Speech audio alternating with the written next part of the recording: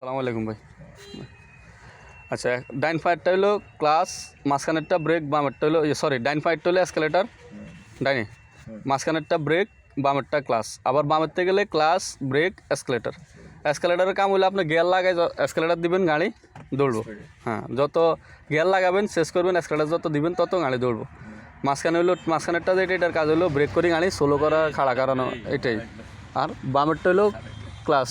তারেক ভাই আইতেছি, এবারে ধরেন ক্লাস ধরেন। ক্লাসের কাম হলো এটা, ক্লাসের কাম হলো আপনি কোথাও গাড়ি স্লো করছেন, অবভিয়াসলি ক্লাস ধরতে হবে, নাহলে গাড়ি অফ হয়ে যাবে।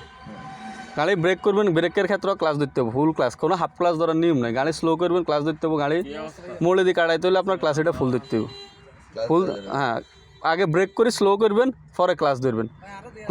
ক্লাস যদি না ধরেন, গাড়িটা অফ হয়ে যাবে অবভিয়াসলি। সবসময় গাড়ি সবসময় আগে ক্লাস ধরে স্লো করতে হবে, ব্রেক ধরে স্লো করতে হবে, এরপরে ক্লাস ধরবেন, তাহলে গাড়ি আর অফ হইব না।